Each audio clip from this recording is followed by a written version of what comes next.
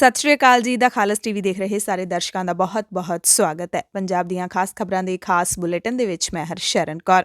ਸਭ ਤੋਂ ਪਹਿਲਾਂ ਅਸੀਂ ਸਾਹਿਬੇ ਕਮਾਲ ਸ਼੍ਰੀ ਗੁਰੂ ਗੋਬਿੰਦ ਸਿੰਘ ਸਾਹਿਬ ਦੇ ਪ੍ਰਕਾਸ਼ ਪੁਰਬ ਦੀਆਂ ਸਾਰੀ ਦੁਨੀਆ ਨੂੰ ਮੁਬਾਰਕਾਂ ਦੇਣਾ ਚਾਹਾਂਗੇ। ਗੁਰੂ ਗੋਬਿੰਦ ਸਿੰਘ ਪਾਤਸ਼ਾਹ ਇੱਕੋ ਇੱਕ ਅਜਿਹੇ ਪਿਤਾ ਹੋਏ ਨੇ ਜਿਨ੍ਹਾਂ ਨੇ ਆਪਣੇ 4 ਪੁੱਤਰ ਕੌਮ ਤੋਂ ਸੱਚ ਦੀ ਖਾਤਰ ਜ਼ੁਲਮ ਦੇ ਖਿਲਾਫ ਕੁਰਬਾਨ ਕਰ ਦਿੱਤੇ ਅਤੇ ਆਪਣੀ 42 ਸਾਲ ਦੀ ਲਾਸਾਨੀ ਜ਼ਿੰਦਗੀ ਦੇ ਵਿੱਚ ਅਜਿਹੇ ਕਾਰਨਾਮੇ ਕਰ ਦਿਖਾਏ ਜਿਹਦੇ ਕਰਕੇ ਉਹਨਾਂ ਨੂੰ ਮਰਦ ਅਗੰਮੜਾ ਕਿਹਾ ਜਾਂਦਾ ਹੈ, ਰੈਬਰ ਕਿਹਾ ਜਾਂਦਾ ਹੈ। ਗੁਰੂ ਗੋਬਿੰਦ ਸਿੰਘ ਪਾਤਸ਼ਾਹ ਦਾ ਪ੍ਰਕਾਸ਼ ਦਿਹਾੜਾ ਅੱਜ ਪੂਰੀ ਦੁਨੀਆ ਦੇ ਵਿੱਚ ਉਤਸ਼ਾਹ ਦੇ ਨਾਲ ਮਨਾਇਆ ਜਾਵੇਗਾ ਤੇ ਕਿਸਾਨਾਂ ਦੇ ਵੱਲੋਂ ਵੀ ਅੱਜ ਪ੍ਰਕਾਸ਼ ਦਿਹਾੜੇ ਨੂੰ ਸਮਰਪਿਤ ਹੀ ਮੋਰਚੇ ਦੇ ਸਾਰੇ ਪ੍ਰੋਗਰਾਮ ਕੀਤੇ ਜਾਣਗੇ। ਅੱਜ ਦੇ ਦਿਨ ਦੇਹ ਸ਼ਿਵਾ ਬਰ ਮੋਹ ਇਹ ਹੈ ਸ਼ੁਭ ਕਰਮਨ ਤੇ ਕਬਹੂ ਨਾ ਟਰੋ, ਇਹ ਸ਼ਬਦ ਗਾਇਨ ਕਰਕੇ ਕਿਸਾਨਾਂ ਦੇ ਵੱਲੋਂ ਅਰਦਾਸ ਕਰਕੇ ਸੰਕਲਪ ਲਿਆ ਜਾਏਗਾ ਆਪਣੇ ਸੰਘਰਸ਼ ਨੂੰ ਜਿੱਤਣ ਤੱਕ ਲੈ ਕੇ ਜਾਣ ਦਾ। ਅੱਜ ਕਿਸਾਨ ਲੀਡਰਾਂ ਤੇ ਸਰਕਾਰ ਦੇ ਵਿਚਾਲੇ ਗੱਲਬਾਤ ਵੀ ਹੋਣੀ ਹੈ। ਵਿਗਿਆਨ ਭਵਨ ਦੇ ਵਿੱਚ ਦੁਪਹਿਰੇ 2 ਵਜੇ ਇਹ ਬੈਠਕ ਸ਼ੁਰੂ ਹੋਏਗੀ ਤੇ ਅੱਜ ਹੀ ਖੇਤੀ ਕਾਨੂੰਨਾਂ ਤੇ ਟਰੈਕਟਰ ਮਾਰਚ ਬਾਰੇ ਸੁਪਰੀਮ ਕੋਰਟ ਦੇ ਵਿੱਚ ਸੁਣਵਾਈ ਵੀ ਹੋਵੇਗੀ। ਕਿਸਾਨ ਬਾਹਰੀ ਰਿੰਗ ਰੋਡ ਤੇ ਟਰੈਕਟਰ ਪਰੇਡ ਕਰਨ ਲਈ ਦ੍ਰਿੜ ਨੇ। ਪੁਲਿਸ ਅਧਿਕਾਰੀਆਂ ਦੇ ਨਾਲ ਕਿਸਾਨਾਂ ਦੀ ਬੈਠਕ ਹੋਈ ਤੇ ਪੁਲਿਸ ਨੇ ਕਿਸਾਨਾਂ ਨੂੰ ਟਰੈਕਟਰ ਪਰੇਡ ਦਿੱਲੀ ਤੋਂ ਬਾਹਰ ਕਰਨ ਦੀ ਸਲਾਹ ਦਿੱਤੀ, ਪਰ ਕਿਸਾਨਾਂ ਨੇ ਕਿਹਾ ਹੈ ਕਿ ਟਰੈਕਟਰ ਪਰੇਡ ਦਿੱਲੀ ਦੇ ਅੰਦਰ ਹੀ ਹੋਏਗੀ, ਬਾਹਰੀ ਰਿੰਗ ਰੋਡ ਦੇ ਉੱਤੇ ਹੋਏਗੀ, ਹਰ ਹਾਲਤ ਵਿੱਚ ਹੋਏਗੀ ਤੇ ਸ਼ਾਂਤਮਈ ਹੋਏਗੀ। ਬਲਵੀਰ ਸਿੰਘ ਰਾਜੇਵਾਲ ਨੇ ਸਾਫ਼ ਕਰ ਦਿੱਤਾ ਹੈ ਕਿ ਉਹ ਬਾਹਰੀ ਰਿੰਗ ਰੋਡ ਤੇ ਟਰੈਕਟਰ ਪਰੇਡ ਕਰਨਗੇ। ਇਸ ਬਾਰੇ ਰੂਟ ਯੋਜਨਾ ਦੇ ਵਿੱਚ ਕੋਈ ਤਬਦੀਲੀ ਨਹੀਂ ਕੀਤੀ ਜਾਏਗੀ। ਜਿਹੜੀ ਯੋਜਨਾ ਸੰਯੁਕਤ ਮੋਰਚੇ ਨੇ ਐਲਾਨੀ ਹੈ ਉਸ ਦੇ ਮੁਤਾਬਿਕ ਹੀ ਟਰੈਕਟਰ ਪਰੇਡ ਕੱਢੀ ਜਾਏਗੀ। ਸਿੰਘੂ ਬਾਰਡਰ ਤੋਂ ਸ਼ਿਮਲਾ ਗਏ 3 ਨੌਜਵਾਨ ਕਿਸਾਨਾਂ ਨੂੰ ਸ਼ਿਮਲਾ ਪੁਲਿਸ ਨੇ ਹਿਰਾਸਤ ਵਿੱਚ ਲੈ ਲਿਆ। 5 ਘੰਟੇ ਦੀ ਪੁੱਛਗਿੱਛ ਤੋਂ ਬਾਅਦ ਨੌਜਵਾਨਾਂ ਨੂੰ ਰਿਹਾ ਕੀਤਾ ਗਿਆ। ਰਿੱਜ ਮੈਦਾਨ ਦੇ ਉੱਤੇ ਉਹ ਖੇਤੀ ਕਾਨੂੰਨਾਂ ਬਾਰੇ ਲੋਕਾਂ ਨੂੰ ਜਾਣੂ ਕਰਵਾ ਰਹੇ ਸੀ। ਕੋਟਕਪੂਰਾ ਦੇ ਵਿੱਚ ਬੀਜੇਪੀ ਲੀਡਰਾਂ ਨੇ ਕਿਸਾਨ ਅੰਦੋਲਨ ਦੀ ਹਮਾਇਤ ਕੀਤੀ ਹੈ। ਰਾਹੁਲ ਗਾਂਧੀ ਕਹਿੰਦੇ ਨੇ ਨਵੇਂ ਖੇਤੀ ਕਾਨੂੰਨ ਖੇਤੀ ਖੇਤਰ ਨੂੰ ਤਬਾਹ ਕਰਨ ਵਾਲੇ ਨੇ। ਸੰਯੁਕਤ ਕਿਸਾਨ ਮੋਰਚੇ ਦੀ ਤਾਲਮੇਲ ਕਮੇਟੀ ਨੇ ਜਾਣਕਾਰੀ ਦਿੱਤੀ ਹੈ ਕਿ ਕਮੇਟੀ ਨੇ ਸ਼ਿਵ ਕੁਮਾਰ ਕੱਕਾ ਦੀ ਇੱਕ ਅਖਬਾਰ ਵਿੱਚ ਛਪੇ ਉਸ ਬਿਆਨ ਬਾਰੇ ਚਰਚਾ ਕੀਤੀ ਸੀ ਜਿਸ ਵਿੱਚ ਉਹਨਾਂ ਨੇ ਗੁਰਨਾਮ ਸਿੰਘ ਚੜੂੰਨੀ ਬਾਰੇ ਟਿੱਪਣੀ ਕੀਤੀ ਸੀ। ਸ਼ਿਵ ਕੁਮਾਰ ਕੱਕਾ ਨੇ ਕਮੇਟੀ ਸਾਹਮਣੇ ਸਵੀਕਾਰ ਕੀਤਾ ਹੈ ਕਿ ਉਹਨਾਂ ਦੀਆਂ ਟਿੱਪਣੀਆਂ ਅਨੁਚਿਤ ਸਨ। ਇਹਦਾ ਅਹਿਸਾਸ ਕਰਦਿਆਂ ਹੋਇਆਂ ਕੱਕਾ ਨੇ ਗੁਰਨਾਮ ਸਿੰਘ ਤੇ ਲਾਏ ਸਾਰੇ ਦੋਸ਼ ਵਾਪਸ ਲੈ ਲਏ ਨੇ ਤੇ ਉਹਨਾਂ ਕਿਹਾ ਕਿ ਕਿਸਾਨ ਅੰਦੋਲਨ ਦਾ ਹਿੱਤ ਸਭ ਤੋਂ ਉੱਤੇ ਹੈ। ਕੱਕਾ ਨੇ ਸਪਸ਼ਟ ਕੀਤਾ ਹੈ ਕਿ ਉਹ ਕਦੇ ਵੀ RSS ਦਾ ਮੈਂਬਰ ਨਹੀਂ ਰਿਹਾ, ਉਹ ਭਾਰਤੀ ਕਿਸਾਨ ਸੰਘ ਨਾਲ ਜੁੜਿਆ ਰਿਹਾ, ਪਰ 2012 ਵਿੱਚ ਸਸਪੈਂਡ ਕਰਕੇ ਭਾਜਪਾ ਸਰਕਾਰ ਨੇ ਉਸ ਨੂੰ ਜੇਲ੍ਹ ਭੇਜ ਦਿੱਤਾ ਸੀ, ਜਿਸ ਤੋਂ ਬਾਅਦ ਭਾਰਤੀ ਕਿਸਾਨ ਸੰਘ ਨਾਲ ਉਸ ਦਾ ਕੋਈ ਸੰਬੰਧ ਨਹੀਂ ਰਿਹਾ। ਕੱਕਾ ਦੇ ਸਪਸ਼ਟੀਕਰਨ ਦਾ ਸਵਾਗਤ ਕਰਦਿਆਂ ਹੋਇਆਂ ਕਮੇਟੀ ਨੇ ਇਸ ਮਸਲੇ ਨੂੰ ਖਤਮ ਕਰਨ ਦਾ ਫੈਸਲਾ ਲਿਆ ਤੇ ਸਾਰੇ ਅੰਦੋਲਨਕਾਰੀਆਂ ਨੂੰ ਅਪੀਲ ਕੀਤੀ ਹੈ ਕਿ ਕਿਸੇ ਵੀ ਤਰ੍ਹਾਂ ਦਾ ਦੋਸ਼ ਲਾਉਣ ਤੋਂ ਪਰਹੇਜ਼ ਕਰਨ। ਸੰਯੁਕਤ ਕਿਸਾਨ ਮੋਰਚੇ ਨੇ ਜਾਣਕਾਰੀ ਦਿੱਤੀ ਹੈ ਕਿ ਨੌਜਵਾਨਾਂ ਦੀ ਭਾਗੀਦਾਰੀ ਦੇ ਨਾਲ national alliance for peoples movement ਦੇ ਵੱਲੋਂ ਕਿਸਾਨ ਜਯੋਤੀ ਯਾਤਰਾ ਆਪਣੇ 8ਵੇਂ ਦਿਨ ਗੁਜਰਾਤ ਵਿੱਚੋਂ ਹੁੰਦੀ ਹੋਈ ਰਾਜਸਥਾਨ ਦੇ ਵਿੱਚ ਦਾਖਲ ਹੋ ਗਈ ਹੈ। ਟਿੱਕਰੀ, ਸਿੰਘੂ, ਗਾਜ਼ੀਪੁਰ ਅਤੇ ਹੋਰਨਾਂ ਸਰਹੱਦਾਂ ਤੇ ਕਿਸਾਨਾਂ ਦੀ ਲਗਾਤਾਰ ਭੁੱਖ ਹੜਤਾਲ ਵੀ ਚੱਲ ਰਹੀ ਹੈ। ਸੋ ਅੱਜ ਜਿਹੜੀ ਕਿਸਾਨਾਂ ਤੇ ਸਰਕਾਰ ਦੀ ਬੈਠਕ ਹੋਣੀ ਹੈ ਤੇ ਸੁਪਰੀਮ ਕੋਰਟ ਦੇ ਵਿੱਚ ਜਿਹੜੀ ਸੁਣਵਾਈ ਹੋਣੀ ਹੈ ਉਸ ਤੇ ਸਾਡੀ ਨਿਗਾਹ ਹੈ ਜਿਹੜੀ ਉਹ ਬਣੀ ਰਹੇਗੀ। ਪੰਜਾਬ ਦੀਆਂ ਖਬਰਾਂ ਵਿਸਤਾਰ ਦੇ ਵਿੱਚ ਸੁਣ ਲੈਂਦੇ ਹਾਂ। ਦਿੱਲੀ ਪੁਲਿਸ ਨੂੰ ਕਿਸਾਨਾਂ ਨੇ ਸਾਫ਼-ਸਾਫ਼ ਕਹਿ ਦਿੱਤਾ ਹੈ ਕਿ ਟਰੈਕਟਰ ਪਰੇਡ ਦਿੱਲੀ ਦੇ ਵਿੱਚ ਹੀ ਕਰਾਂਗੇ, ਹਰ ਹਾਲ ਦੇ ਵਿੱਚ ਕਰਾਂਗੇ ਤੇ ਸ਼ਾਂਤਮਈ ਤਰੀਕੇ ਦੇ ਨਾਲ ਕਰਾਂਗੇ, ਕਿਉਂਕਿ ਬੈਠਕ ਹੋਈ ਦੋਵਾਂ ਧਿਰਾਂ ਦੇ ਵਿਚਾਲੇ। ਕੱਲ੍ਹ ਨੂੰ ਵੀ ਇਹ ਬੈਠਕ ਹੋਵੇਗੀ ਦਿੱਲੀ ਪੁਲਿਸ ਤੇ ਕਿਸਾਨਾਂ ਦੇ ਵਿਚਾਲੇ। ਦਿੱਲੀ ਪੁਲਿਸ ਕਹਿ ਰਹੀ ਹੈ ਕਿ ਤੁਸੀਂ ਕਿਸਾਨ ਪਰੇਡ ਹੈ ਜਿਹੜੀ ਟਰੈਕਟਰ ਪਰੇਡ ਹੈ ਉਸ ਨੂੰ ਟਾਲ ਦਿਓ ਜਾਂ ਫਿਰ ਮੁਲਤਵੀ ਕਰ ਲਿਓ, ਥੋੜਾ ਲੇਟ ਕਰ ਦਿਓ, ਪਰ ਕਿਸਾਨਾਂ ਨੇ ਕਿਹਾ ਹੈ ਕਿ ਇਹ ਮਿੱਥੇ ਸਮੇਂ ਮੁਤਾਬਿਕ ਤੇ ਮਿੱਥੀ ਥਾਂ ਦੇ ਉੱਤੇ ਹੀ ਹੋਵੇਗੀ। ਸਭ ਤੋਂ ਪਹਿਲੀ ਖਬਰ, ਅੱਜ ਕਿਸਾਨ ਲੀਡਰਾਂ ਤੇ ਦਿੱਲੀ ਪੁਲਿਸ ਦੇ ਵਿਚਾਲੇ ਬੈਠਕ ਹੋਈ 26 ਜਨਵਰੀ ਦੀ ਪਰੇਡ ਨੂੰ ਲੈ ਕੇ ਤੇ ਬੈਠਕ ਤੋਂ ਬਾਅਦ ਕਿਸਾਨ ਲੀਡਰਾਂ ਨੇ ਜਾਣਕਾਰੀ ਦਿੱਤੀ ਕਿ ਅਸੀਂ ਪੁਲਿਸ ਨੂੰ ਸਾਫ਼ ਸ਼ਬਦਾਂ ਦੇ ਵਿੱਚ ਕਹਿ ਦਿੱਤਾ ਹੈ ਕਿ 26 ਜਨਵਰੀ ਨੂੰ ਕਿਸਾਨ ਟਰੈਕਟਰ ਪਰੇਡ ਦਿੱਲੀ ਦੇ ਅੰਦਰ ਬਾਹਰੀ ਰਿੰਗ ਰੋਡ ਦੇ ਉੱਤੇ ਕੀਤੀ ਜਾਏਗੀ, ਜਿਹਦੇ ਲਈ ਕਿਸੇ ਆਗਿਆ ਦੀ ਲੋੜ ਨਹੀਂ ਹੈ। ਪਰ ਦਿੱਲੀ ਪੁਲਿਸ ਅਧਿਕਾਰੀਆਂ ਨੇ ਕਿਸਾਨ ਲੀਡਰਾਂ ਨੂੰ ਕਿਹਾ ਕਿ ਇਹ ਪਰੇਡ ਦਿੱਲੀ ਤੋਂ ਬਾਹਰ ਕੀਤੀ ਜਾਵੇ। ਕਿਸਾਨ ਲੀਡਰਾਂ ਨੇ ਕਹਿ ਦਿੱਤਾ ਹੈ ਕਿ ਪਰੇਡ ਦਿੱਲੀ ਦੇ ਅੰਦਰ ਹੀ ਹੋਵੇਗੀ, ਬਾਹਰੀ ਰਿੰਗ ਰੋਡ ਤੇ ਹੋਏਗੀ ਤੇ ਹਰ ਹਾਲ ਵਿੱਚ ਹੋਏਗੀ ਤੇ ਸ਼ਾਂਤਮਈ ਹੋਵੇਗੀ। ਕਿਸਾਨ ਲੀਡਰ ਇਸ ਮੁੱਦੇ ਤੇ ਕੱਲ ਮੁੜ ਪੁਲਿਸ ਅਧਿਕਾਰੀਆਂ ਦੇ ਨਾਲ ਮੁਲਾਕਾਤ ਕਰਨਗੇ। ਪੁਲਿਸ ਅਧਿਕਾਰੀਆਂ ਨੇ ਹਾਲੇ ਤੱਕ ਕਿਸਾਨ ਲੀਡਰਾਂ ਨੂੰ ਸਪਸ਼ਟ ਨਹੀਂ ਕੀਤਾ ਹੈ ਕਿ ਕਿਸਾਨਾਂ ਨੂੰ ਟਰੈਕਟਰ ਪਰੇਡ ਦੀ ਇਜਾਜ਼ਤ ਦਿੱਤੀ ਗਈ ਹੈ ਜਾਂ ਫਿਰ ਨਹੀਂ। ਕਿਸਾਨ ਲੀਡਰਾਂ ਨੇ ਪਹਿਲੀ ਬੈਠਕ ਦੇ ਵਿੱਚ ਹੀ ਦਿੱਲੀ ਪੁਲਿਸ ਨੂੰ ਸਪਸ਼ਟ ਕਰ ਦਿੱਤਾ ਕਿ ਉਹ 26 ਜਨਵਰੀ ਨੂੰ ਦਿੱਲੀ ਦੇ ਅੰਦਰ ਸ਼ਾਂਤਮਈ ਟਰੈਕਟਰ ਰੈਲੀ ਕਰਨਗੇ ਅਤੇ ਇਸ ਮੁੱਦੇ ਤੇ ਸਮਝੌਤਾ ਕਰਨ ਦੀ ਕੋਈ ਗੁੰਜਾਇਸ਼ ਨਹੀਂ ਹੈ। ਯੂਨੀਅਨ ਦੇ ਲੀਡਰ ਬਲਵੀਰ ਸਿੰਘ ਰਾਜੇਵਾਲ ਨੇ ਕਿਹਾ ਕਿ ਉਹ ਬਾਹਰੀ ਰਿੰਗ ਰੋਡ ਤੇ ਟਰੈਕਟਰ ਪਰੇਡ ਕਰਨਗੇ। ਇਸ ਬਾਰੇ ਰੂਟ ਯੋਜਨਾ ਦੇ ਵਿੱਚ ਕੋਈ ਤਬਦੀਲੀ ਹਾਲੇ ਤੱਕ ਨਹੀਂ ਕੀਤੀ ਗਈ ਹੈ। ਜਿਹੜਾ ਰੂਟ ਪਹਿਲਾਂ ਦੱਸਿਆ ਗਿਆ ਸੀ ਉਹੀ ਰੂਟ ਹੋਵੇਗਾ। ਉਹਨਾਂ ਕਿਹਾ ਕਿ ਜਿਹੜੀ ਯੋਜਨਾ ਉਹਨਾਂ ਨੇ ਤਿਆਰ ਕੀਤੀ ਹੈ ਉਹ ਅੰਤਿਮ ਹੈ, ਆਖਰੀ ਹੈ, ਇਸ ਵਿੱਚ ਕੋਈ ਬਦਲਾਅ ਨਹੀਂ ਹੋਏਗਾ। ਦਿੱਲੀ ਤੇ ਹਰਿਆਣਾ ਦੇ ਅਧਿਕਾਰੀਆਂ ਨੇ ਕਿਸਾਨ ਲੀਡਰਾਂ ਨੂੰ ਬਾਹਰੀ ਰਿੰਗ ਰੋਡ ਦੀ ਆਵਾਜਾਈ ਅਤੇ ਹੋਰ ਰੁਕਾਵਟਾਂ ਦਾ ਹਵਾਲਾ ਦਿੰਦੇ ਹੋਏ ਬਦਲਵਾਂ ਰਾਹ ਚੁਣਨ ਦੇ ਲਈ ਵੀ ਕਿਹਾ ਹੈ, ਪਰ ਕਿਸਾਨਾਂ ਨੇ ਇਸ ਤੋਂ ਸਾਫ਼ ਇਨਕਾਰ ਕਰ ਦਿੱਤਾ ਹੈ। ਯੋਗੇਂਦਰ ਯਾਦਵ ਨੇ ਕਿਹਾ ਕਿ ਇਹ ਦਿਨ ਸ਼ਾਂਤਮਈ ਵਿਰੋਧ ਪ੍ਰਦਰਸ਼ਨ ਤੇ ਕਿਸਾਨਾਂ ਦੀ ਤਾਕਤ ਅਤੇ ਸੰਕਲਪ ਦੀ ਮਿਸਾਲ ਦੇ ਵਜੋਂ ਅੰਦੋਲਨ ਦੇ ਇਤਿਹਾਸ ਵਿੱਚ ਦਰਜ ਕੀਤਾ ਜਾਏਗਾ। ਅਸੀਂ ਆਪਣੇ ਤਿੰਨਾਂ ਨੁਕਤਿਆਂ ਤੇ ਸਪਸ਼ਟ ਹਾਂ। ਪਹਿਲਾ ਇਹ ਹੈ, ਪਰੇਡ ਯੋਜਨਾਬੱਧ ਰਾਹ ਤੇ ਹੋਏਗੀ। दूसरा, तब्दीली की कोई गुंजाइश नहीं है। तीसरा, दिल्ली दे अंदर होवेगी ते पूरी तरह शांतमई होवेगी। दिल्ली पुलिस अधिकारियों वालों किसानां दे नाल मीटिंग करन तो बाद देश के गृह मंत्री अमित शाह ने भी दिल्ली पुलिस दे नाल हैडकुआर्टर ते मीटिंग की। मीटिंग विच अमित शाह ने दिल्ली पुलिस की तारीफ करदਿਆਂ कहा कि 2020 दे विच दिल्ली पुलिस ने शलाघायोग काम किया। करोना काल दे विच दिल्ली पुलिस ने लोगों का भरोसा जित लिया। किसान अंदोलन दौरान भी पुलिस ने हालात नूं कंट्रोल दे विच रखिया है ਤੇ ਇਸ ਤੋਂ ਵੱਧ ਜਾਣਕਾਰੀ ਹਾਲੇ ਇਸ ਮੀਟਿੰਗ ਦੇ ਬਾਰੇ ਕੋਈ ਮਿਲ ਨਹੀਂ ਸਕੀ ਹੈ। ਫਿਲਹਾਲ ਇਹੀ ਜਾਣਕਾਰੀ ਮਿਲੀ ਹੈ ਕਿ ਅਮਿਤ ਸ਼ਾਹ ਨੇ ਦਿੱਲੀ ਪੁਲਿਸ ਦੀ ਤਾਰੀਫ ਕੀਤੀ ਹੈ। ਤੇ ਉਧਰ ਸੁਪਰੀਮ ਕੋਰਟ ਵੱਲੋਂ ਖੇਤੀ ਕਾਨੂੰਨਾਂ ਦੇ ਹੱਲ ਲਈ ਗਠਿਤ ਕੀਤੀ ਗਈ ਕਮੇਟੀ ਦੀ ਵੀ ਪਹਿਲੀ ਬੈਠਕ ਹੋਈ 19 ਜਨਵਰੀ ਨੂੰ। ਤਿੰਨੇ ਕਮੇਟੀ ਮੈਂਬਰਾਂ ਨੇ ਆਪਸ ਦੇ ਵਿੱਚ ਖੇਤੀ ਕਾਨੂੰਨਾਂ ਤੇ ਮੰਥਨ ਕੀਤਾ। ਕਮੇਟੀ ਨੇ ਅਗਲੀ ਬੈਠਕ 21 ਜਨਵਰੀ ਨੂੰ ਸੱਦ ਲਈ ਹੈ। ਕਮੇਟੀ ਨੇ ਕੇਂਦਰ ਸਰਕਾਰ ਤੇ ਕਿਸਾਨਾਂ ਨੂੰ ਗੱਲਬਾਤ ਦਾ ਸੱਦਾ ਦਿੱਤਾ ਹੈ। किसानों ਨੂੰ कमेटी के अगे पेश होने की अपील की है। कमेटी का कहना कि दोवां पक्षों की दलील सुन के असीं सुप्रीम कोर्ट दे विच रिपोर्ट पेश करांगे। सुप्रीम कोर्ट वाले मसले के हल लई 4 मैंबरी कमेटी का गठन किया गया सी, जिहदे विचों एक मैंबर भुपिंदर सिंह मान इस कमेटी नूं छड्ड गए ने ते हुण 3 मैंबर ही रह गए ने।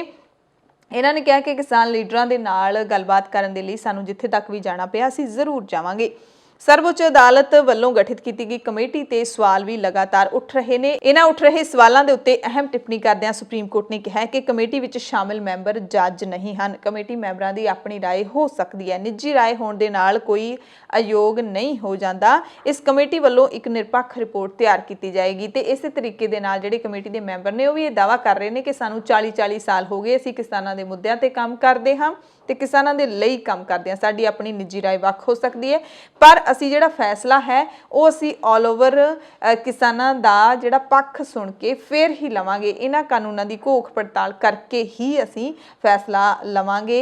अपनी रिपोर्ट है जिहड़ी ਉਹ सुप्रीम कोर्ट ਨੂੰ देंगे। शिमला तो वड्डी खबर मिल रही है, जिथे शिमला गए 3 पंजाबी नौजवानों ਨੂੰ ਉੱਥੋਂ ਦੀ पुलिस ने गिरफ्तार कर लिया। पंजाब ਦੇ 3 नौजवान किसानां ਨੂੰ पुलिस ने शिमला ਦੇ इतिहासिक रिज मैदान तो हिरासत ਦੇ ਵਿੱਚ ਲਿਆ है। दरअसल ਇਹ 3 नौजवान किसान ਉੱਥੇ ਜਿਹੜੇ ਵਸਦੇ ਲੋਕ ਹੈਗੇ ਨੇ ਉਹਨਾਂ ਨੂੰ ਖੇਤੀ ਕਾਨੂੰਨਾਂ ਦੇ ਨੁਕਸਾਨ ਦੇ ਬਾਰੇ ਜਾਣਕਾਰੀ ਦੇਣ ਦੇ ਲਈ ਗਏ ਸੀਗੇ। ਉੱਥੇ ਇਹ ਜਾਣਕਾਰੀ ਸ਼ਾਂਤਮਈ ਤਰੀਕੇ ਨਾਲ ਦੇਣ ਦੀ ਕੋਸ਼ਿਸ਼ ਕਰ ਰਹੇ ਸੀ ਤੇ ਸਿੰਘੂ ਬਾਰਡਰ ਤੋਂ ਇਹ ਸ਼ਿਮਲਾ ਪਹੁੰਚੇ ਸੀ। ਮੋਹਾਲੀ ਦੇ ਰਹਿਣ ਵਾਲੇ ਇਹਨਾਂ ਕਿਸਾਨਾਂ ਨੂੰ ਜਦੋਂ ਪੁਲਿਸ ਨੇ ਕਾਬੂ ਕੀਤਾ ਤਾਂ ਕਿਸਾਨਾਂ ਨੇ ਪੁਲਿਸ ਦਾ ਵਿਰੋਧ ਕੀਤਾ, ਜਿਸ ਤੋਂ ਬਾਅਦ ਮਾਹੌਲ ਤਣਾਅਪੂਰਨ ਵੀ ਬਣ ਗਿਆ ਸੀ। ਪੁਲਿਸ ਨੇ ਜਦੋਂ ਨੌਜਵਾਨਾਂ ਨੂੰ ਹਿਰਾਸਤ ਵਿੱਚ ਲਿਆ ਤਾਂ ਇਹਨਾਂ ਨੇ ਕਿਸਾਨਾਂ ਨੇ ਕਿਹਾ ਕਿ ਅਸੀਂ ਸਿਰਫ 3 ਵਿਅਕਤੀਆਂ ਅਤੇ ਖੇਤੀ ਕਾਨੂੰਨਾਂ ਬਾਰੇ ਗੱਲ ਕਰ ਰਹੇ ਹਾਂ, ਅਸੀਂ ਕੋਈ ਨਾਅਰੇਬਾਜ਼ੀ ਵੀ ਨਹੀਂ ਕੀਤੀ।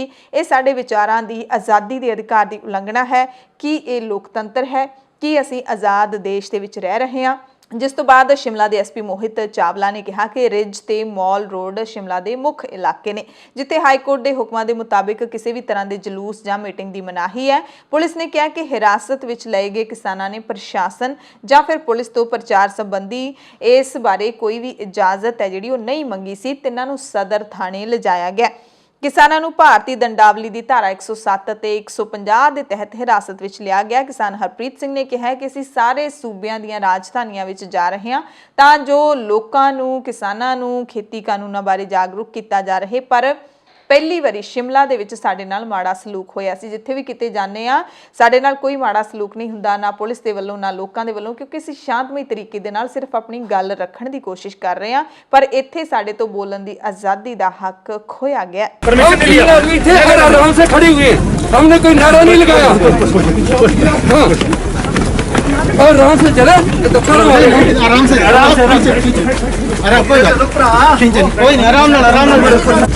कोई हमारे बस्ती नावी से आराम से खड़े हुए थे, ये हमें खड़ने भी नहीं दे रहे, ये रुकने नहीं दे रहे। कौन सा कानून बता दीजिए, हम चले जाएंगे।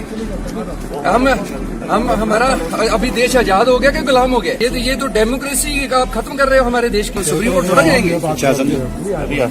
कोई बात नहीं, आ जाने दो जो आता है। आर्टिकल 19 हमें फ्रीडम देता, हम कहीं भी अपने विचार रख सकते हैं, खड़ सकते हैं। अगर हमारा कोई वायलेशन है तो बताइए आप। ਕਾਂਗਰਸ ਦੇ ਸੀਨੀਅਰ ਲੀਡਰ ਰਾਹੁਲ ਗਾਂਧੀ ਨੇ ਕਾਂਗਰਸ ਦੇ ਵੱਲੋਂ ਖੇਤੀ ਦਾ ਖੂਨ ਨਾਂ ਦੀ ਇੱਕ ਬੁਕਲੇਟ ਜਾਰੀ ਕੀਤੀ ਹੈ। ਇਸ ਦੌਰਾਨ ਕਾਂਗਰਸ ਦੇ ਕੌਮੀ ਪ੍ਰਧਾਨ ਰਾਹੁਲ ਗਾਂਧੀ ਤੇ ਕਾਂਗਰਸ ਦੇ ਬੁਲਾਰੇ ਰਣਦੀਪ ਸੁਰਜੇਵਾਲਾ ਨੇ ਕਿਹਾ ਕਿ ਇਹ ਕਿਸਾਨਾਂ ਦੇ ਦਰਦ ਨੂੰ ਸਮਰਪਿਤ ਹੈ। ਰਾਹੁਲ ਗਾਂਧੀ ਨੇ ਕਿਹਾ ਹੈ ਕਿ ਖੇਤੀ ਕਾਨੂੰਨ ਭਾਰਤੀ ਖੇਤੀ ਖੇਤਰ ਨੂੰ ਬਰਬਾਦ ਕਰ ਦੇਣਗੇ। ਇਹ ਇੱਕ ਤਰਾਸਦੀ ਵਾਂਗੂ ਹੋਵੇਗਾ।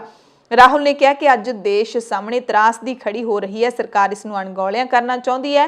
ਮੈਂ ਕਿਸਾਨਾਂ ਬਾਰੇ ਬੋਲਣ ਵਾਲਾ ਇਕੱਲਾ ਨਹੀਂ ਹਾਂ। ਸਰਕਾਰ ਨੂੰ ਲੱਗਦਾ ਹੈ ਕਿ ਉਹ ਸਭ ਜਾਣਦੀ ਹੈ ਤੇ ਉਹ ਦੂਜਿਆਂ ਨੂੰ ਸਮਝਾਵੇਗੀ। ਉਹਨਾਂ ਕਿਹਾ ਕਿ ਵਿਰੋਧ ਵਿੱਚ ਰਹਿਣ ਕਰਕੇ ਸਾਡਾ ਕੰਮ ਸਰਕਾਰ ਨੂੰ ਜਾਗਰੂਕ ਕਰਨਾ ਹੈ, ਚੇਤਾਵਨੀ ਦੇਣਾ ਹੈ, ਜੋ ਅਸੀਂ ਲਗਾਤਾਰ ਨਿਭਾ ਰਹੇ ਹਾਂ, ਆਪਣੀ ਜ਼ਿੰਮੇਵਾਰੀ ਨਿਭਾ ਰਹੇ ਹਾਂ।